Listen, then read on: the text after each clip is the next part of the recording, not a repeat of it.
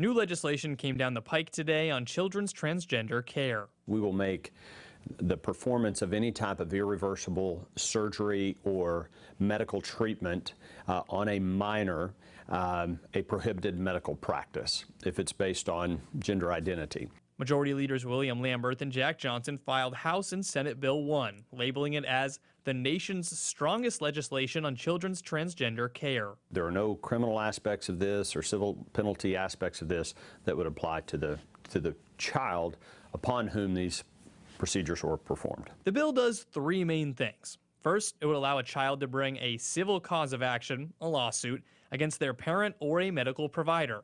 Second, it would give the Attorney General the power to bring legal action against a medical provider. And third, if a physician violates the potential law, it requires emergency action to potentially revoke their license.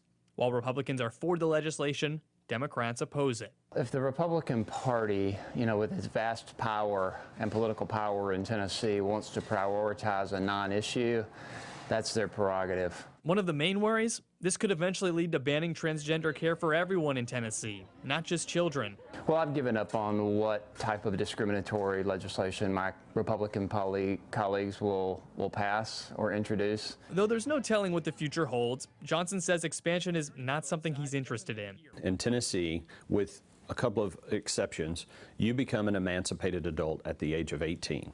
And at that point, if you choose to have your body modified in some way, then you should be able to do that. It's a totally different matter when we're talking about kids. Though it's labeled as the first bill, that doesn't mean it'll be the first one heard when session starts in January. But Leader Johnson did say he intends to expedite the process and have the legislature vote on it early on.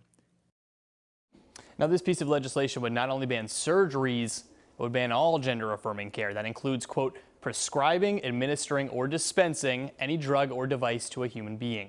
Also, we did reach out to Vanderbilt Medical Center, as it was at the center of what started this debate. Hospital representatives say they have no comment. Also, the ACLU just released a statement saying, in part, we will be bringing the full force of our organization to bear in fighting this legislation. Mark? All right, Chris, thank you so much.